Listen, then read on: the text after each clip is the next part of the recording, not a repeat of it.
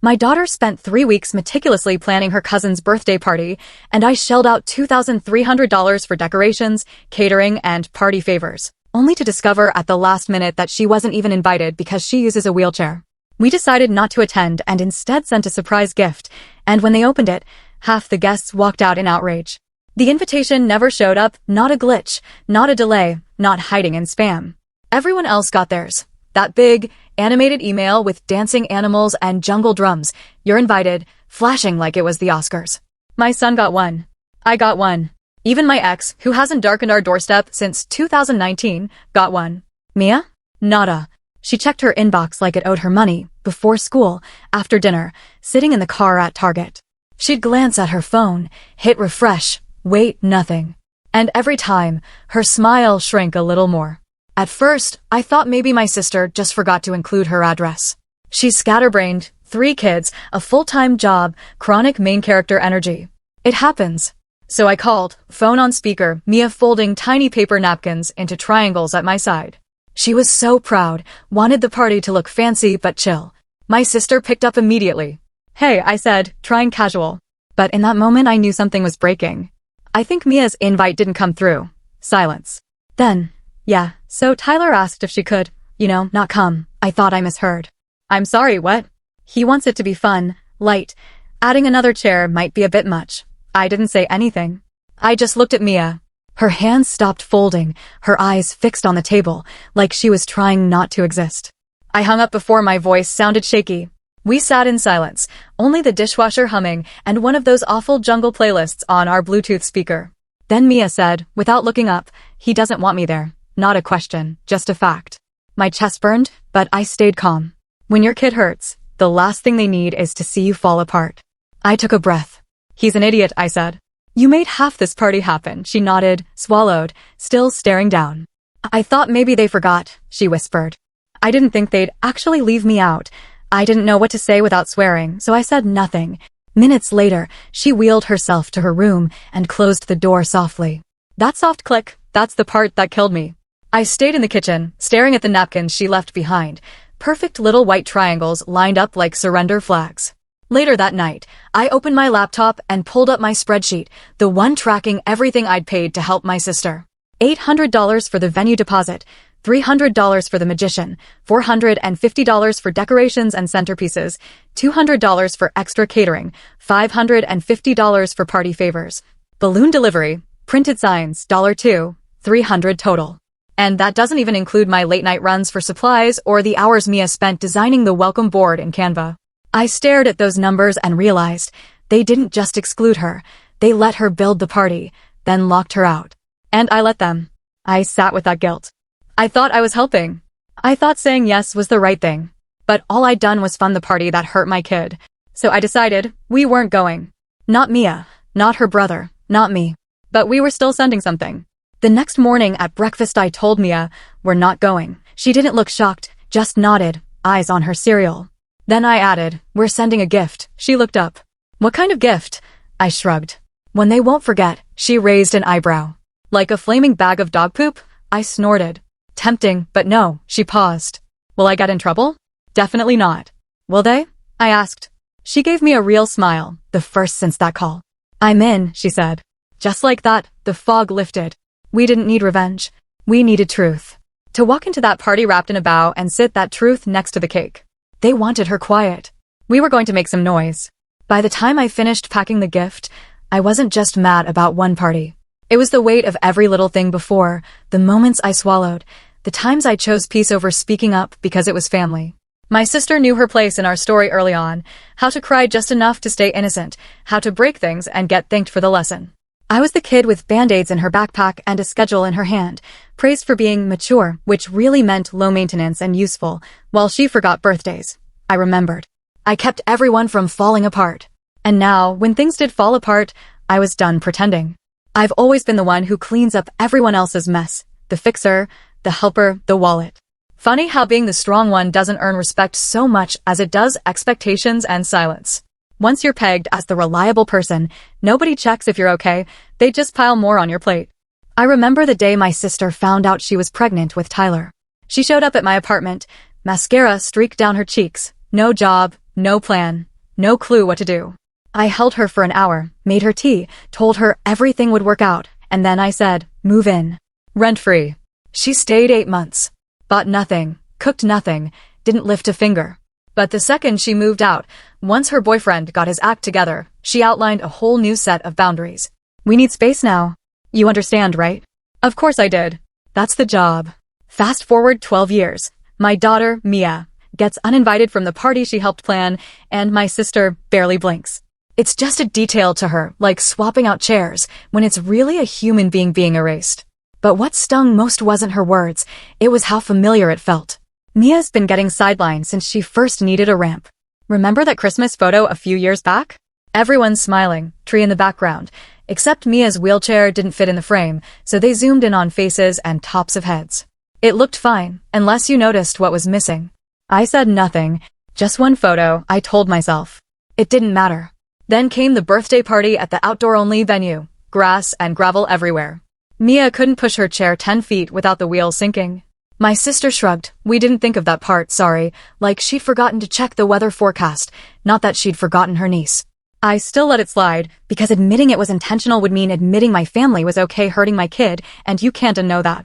But now I do know, and I'm not quiet anymore. After I told Mia we were skipping the party, something shifted. It wasn't easy, but it was lighter. She didn't ask what surprise I had planned. I think she just wanted to trust me to handle it. At dinner, her little brother was furious in that dismissive way only younger siblings can be. They're all garbage people, he muttered.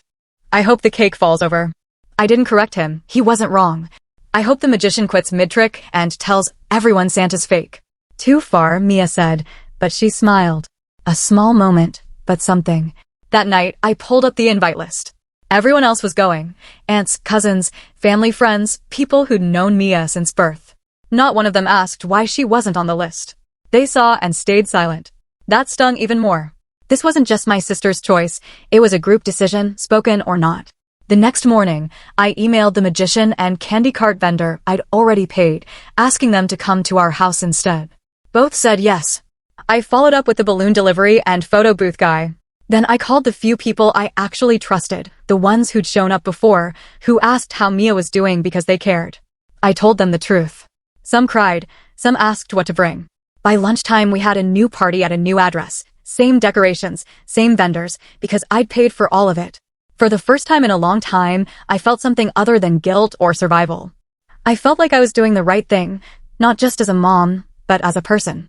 This wasn't pettiness. It was about protecting my kid from thinking she deserved less and showing her she'd never be the forgotten one on my watch. The gift box looked expensive. White paper, deep green ribbon, jungle-themed, front and center near the cake table, like VIP seating. A gold ink tag read, "To Tyler, love Mia." I know my sister must have seen it and wondered what kind of peace offering this was. She probably assumed quiet girls stay quiet. But quiet girls grow teeth. We weren't at the big party, we were across town, in our backyard. Balloons tied to the fence, music drifting through the air, chairs on the lawn. Mia wore her favorite green dress and gold headband. Her brother manned the candy cart.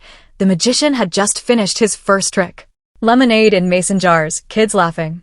Back at the real party, the gift table was overflowing, but the box from Mia stood out. Someone, probably a kid, pointed. "What's that one?" "Oh, that's from Mia," my sister must have said. Forced smile and all. "Why isn't she here?" An awkward pause. She couldn't make it. Then they opened it. Inside, a single, fully charged tablet with a press play note. They did. Soft piano music played as a video began, Mia at our kitchen table, calmly assembling goodie bags. "Hi, I'm Mia," she said, voice steady. I picked the candy. I tied every ribbon. I wanted everything to look perfect for my cousin. She held up a jar and smiled. I was really excited to come, but I didn't get invited because I use a wheelchair. Gasps. "Oh my God," whispers. A dad mutters, "You've got to be kidding me." Mia continued, calm but with steel in her voice. "I didn't want to make a scene. I just wanted folks to know what happened, because if it happened to me, it probably happened to other kids, too. And here's the kicker. If you really believe every child deserves to feel welcome, we're throwing our own party today. There's food and games and music, and everyone's invited, especially if you're different." The screen fades to black. One line appears, asterisk address on the back of the tag. Asterisk the silence that followed was thick, until it broke, not into laughter, but into movement. First, a couple of parents whispered. Then one mom spoke loud enough for everyone to hear. Wait, she wasn't invited because of her wheelchair? Another chimed in. She helped plan the party. A dad said, I thought she was sick or something. This is messed up. Slowly, without drama, one family stood up, packed their things, and walked out. Then another. And another. Kids started asking, why wasn't Mia invited? Didn't Tyler not like her? Didn't she make the name tags? Then one little girl said, loud and clear, that's mean. I almost felt sorry for my sister, almost. But here's the thing, you don't get to exclude a child and then play the victim when your lie gets exposed in HD. The best part? The magician never showed up. The candy cart never arrived because they were right here in my backyard. We had the magician pulling card tricks for Mia's friends, kids laughing by the snack table and parents trickling in, looking dazed, angry, but mostly relieved that someone finally called it out. One mom hugged me and whispered, I didn't know what happened. I just knew it felt wrong. Another dad dropped off his twins and stayed to help clean up. By 3 p.m., our backyard was packed. By 3:30, I got a text from a cousin. Half the party walked out. Your sister's freaking out. The video is brutal. Also, can I get back the original address? I heard Tyler locked himself in the bathroom. I don't know if he's embarrassed or overwhelmed, maybe both. He's 12. I can't pretend he's innocent, but he's not the villain either. He's a kid raised to value discomfort over compassion. That's not his fault, but it's his choice now. My sister tried to spin it. She told people I ambushed her, that Mia was being used for attention, that I made her look bad on purpose. But video evidence doesn't care about your spin. People saw Mia tying bows, heard her calm, brave voice. They saw the truth, and they responded. At the end of the night, Mia and I sat on the porch eating the last cupcake. She looked tired, but happy. Do you think they're still mad? She asked. I shrugged. Probably. She smiled. Good. And for the first time in a long time, I didn't feel like I had to clean up the mess. I wasn't the bad guy for standing up for her. I just felt like a mom who did her damn job. Texts kept coming all night, some supportive, some not. I ignored most, except one from an unknown number. She's braver than most adults I know. I showed it to Mia. She nodded and said, I'm glad we sent the gift. I clinked my juice glass against hers. Best gift I've ever given, I said. I knew it wouldn't end with that video, not with my sister. She's not the type to stay quiet when the mirror's held up, especially when it's playing on a tablet in front of 50 party guests. The next morning I woke to over 40 unread messages, group chats, missed calls, and a few voicemails that all started, I just think it's sad that, and ended with me hitting delete. Then came an email with the subject, we need to talk about what you did. I didn't open it. I already knew it would blame me for attacking the family, ruining Tyler's day, and making a spectacle of a misunderstanding. That's what she does. She spins, reframes, makes herself the victim of the mess she caused. But what caught me off guard was the second wave, her lies. She told people Mia was never uninvited, that it was a scheduling mix-up blown out of proportion by my emotional instability. She even claimed I manipulated the video, that Mia was coached to humiliate Tyler. Then she outdid herself. She said Mia was acting out for attention, that her disability had become a personality. I thought about calling her, writing a long response with all the text logs, the missing invite, the recorded call as proof. But I didn't, because I knew something she didn't. When you lie in a house full of windows, you don't get to scream when the truth comes knocking. And it did. Kids talk, and so do parents. One mom from the party posted in a private Facebook parenting group about exclusion, cruelty disguised as vibes, and how silence makes you complicit. That post got shared. Someone else posted a clip of the video with the caption, she helped plan the party, then she wasn't invited. The comments were brutal. She's 12 and handled it better than most adults. I would have burned the whole party down. This is ableism in real life, subtle, dismissive, casual, disgusting. She's a hero. My sister tried to clap back with vague posts about false narratives and toxic behavior disguised as advocacy. It didn't work. Public sympathy only sticks when people still think you deserve it. 3 days later, Tyler texted me, you went too far. We could have talked, but now it's beyond repair. Hope you're happy. I stared at it, then replied, you uninvited my daughter because of her wheelchair. You lied about it and blamed her. We're not beyond repair because of what I did, we're beyond repair because I finally stopped pretending you didn't mean it. And I was done. I didn't owe her another word. But she wasn't finished. A few days later, Mia came home from school with teary eyes. Tyler told people. I edited the video to make him look like the bad guy.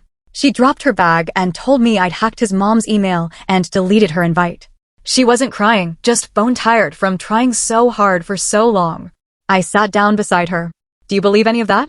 She shook her head no. But it still hurts, right? I asked. It does, I said, and I'm sorry. She nodded. I thought maybe it would be over, she whispered. I didn't lie, I never promised that, but I reminded her that people show you who they are, and now we know. That night, we baked brownies. I let her pour the batter and lick the spoon, even after she insisted she was too old for it. She smiled anyway. A week later, her school counselor called. Apparently, several kids, even some who hadn't been invited, had started an unofficial club, a lunch group that makes sure nobody sits alone. They called it Mia's table. She didn't ask for it, but she shows up every day, the counselor said. She's kind, she listens, and now she's leading. I thanked her, then sat in my car and cried for 10 minutes before I could drive home. By the end of the month, things were quiet. My sister stopped posting about it, Tyler kept his distance at school, and my parents left a voicemail. We hate being in the middle. Can you two just work it out? I didn't call back. They weren't in the middle. They were just silent. Silence is a side, too. So I pulled back. No more group texts, no holiday planning, no, just one more thing, favors. I even returned the final invoice for the party, marked canceled at request, and let her handle the mess. It felt good, not vengeful, just clean, like closing a tab that had been draining my battery for years. One night, we sat on the porch wrapped in blankets. She looked up at the stars and asked, "Do you think it was worth it?" I didn't ask what she meant. I already knew. I thought for a long moment, then said, "Yes, because I'm not going to teach you to shrink yourself so others stay comfortable." She nodded. "I don't think I'll ever forget it," she murmured. "You're not supposed to," I said. "But you don't carry it forever, just long enough to know what you'll never tolerate again." We didn't speak after that. We just let the quiet settle around us. That weekend, she got a new party invite from a classmate she barely knew who'd seen the video. The note read, "You were the first person I wanted to invite. You seem like the kind of person who makes things better just by being there." Mia read it twice, then held it out to me as if it were a gift. "Go," I urged. She did. When she came home, she had 2 new friends, a cupcake, and sparkles stuck to her shoes. She smiled as she peeled off the paper wristband everyone got at the door. "All are welcome." She taped it to her mirror. Sometimes I still wonder if I went too far. Tyler's 12, a kid. The adults made the real choices. But it was his birthday, and this happened. The hacked invite, the video, half the guests leaving. That's what everyone remembers now, not the cake, the games, or the jungle balloons I paid for. Part of me thinks, maybe I should have taken the high road, talked it out quietly, let it go. But then I remember how small Mia looked when she realized she wasn't invited, how hard she tried to smile, how long she worked on party favors that never made it to the table. If I'd stayed quiet again, what would that teach her? That kindness means letting people treat you like you're disposable, that politeness is more important than being seen, that her place at the table is always optional. I couldn't do that, not to her. So I wonder, did I go too far? I'd love to know what you'd have done. In the weeks that followed, the quiet I'd carved out settled into something like peace. Mia kept going to Mia's table every day, and I watched her confidence bloom. She started volunteering to read in her class, and even offered to help organize a charity bake sale. Meanwhile, Tyler drifted in and out of our lives with less drama. He'd nod in the hallway, a brief hi exchanged before we both moved on. It wasn't perfect, but it felt healthier than the undercurrent of tension that had defined us before. One afternoon, Mia announced she'd been asked to join the yearbook committee. She beamed as she told me the advisor thought her ideas were fresh and kind of inspiring. When she explained her vision for a Kindness Corner page where students could write compliments and shout-outs to classmates, I felt a swell of pride. That corner eventually became the most read section, and on the day they unveiled it, Mia found her own name highlighted in a thank you note from a student who'd felt lonely the year before. I began to realize that stepping back had taught me a lot about boundaries. I'd been so busy smoothing over everyone else's feelings that I'd forgotten to hold space for my own. Letting the invoice go, refusing the endless favors, and marking canceled on that party bill freed up more than money. It freed up mental bandwidth I didn't even know I'd lost. I started carving out small rituals for myself. Saturday morning coffee at our local shop, a monthly book club with friends I'd neglected, and even a weekly jog around the neighborhood park just to move my body and clear my head. One evening, my parents finally called again. Instead of a loaded voicemail, they asked if we could come over for dinner. Mia and I arrived to a humble spread, rosemary chicken, roasted vegetables, and a cake decorated with both our names. My sister hovered in the background, apologizing in little bursts. "I'm sorry I posted that video, I didn't think." Tyler offered a half smile and said, "I guess I just missed hanging out with you guys." It was awkward at first, but as candles flickered and laughter started, I saw that the silence had been a wall. Now it felt like it was crumbling. By spring break, Mia had put together her own small gathering, just a handful of friends, lemonade, and homemade cookies on the porch. She invited both the kids who'd hurt her and the ones who'd stepped up to defend her. When I asked why she'd blend the two groups, she shrugged and said, "Everyone deserves a chance to be better." It was bold, brave, and exactly the kind of leadership I'd hoped she'd learn not from me, but from her own heart. I watched her hand out cookies and noticed that Tyler lingered too, chatting with kids he barely knew. He whispered something in Mia's ear that made her laugh so hard she almost dropped her tray. In that moment, it felt like the tension of that old party was a distant memory, replaced by genuine curiosity and new friendships forming around us like spring blossoms.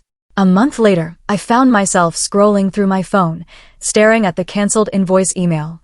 Instead of deleting it, I archived it in a folder marked Lessons. Under it went a screenshot of Mia's first party invite, a photo of her on stage at the bake sale, and the note from the yearbook advisor. It felt important to remember how close we'd come to accepting silence and smallness as normal, and how much more vibrant life could be when you insist on belonging. One quiet morning, I sat at our kitchen table with Mia. She turned to me and said, "Thank you for not letting me stay small." I reached across, squeezed her hand, and told her she'd found her own voice, that I'd only given her the space to use it. She smiled and hopped off her chair, off to catch the bus with her head held high. Now, as I wrap up this story, I think about every person who's ever been edged out of a celebration or ignored at the lunch table. It only takes one person to change the script. Sometimes that person is you, sometimes it's someone like Mia, finding courage you didn't know you had. But the invitation is always there, to speak up, to step in, to rearrange the story so everyone has a seat. So, did I go too far? Maybe. But some lessons are worth learning loud and clear. If you've ever felt too small or watched someone else shrink, remember, you get to decide when enough is enough. Don't just wait for the world to notice you. Stand up, speak out, and ask for your place at the table. Because the best stories are the ones where everyone belongs. Let me know in the comments. And if this story resonated with you, even a little, go ahead and subscribe.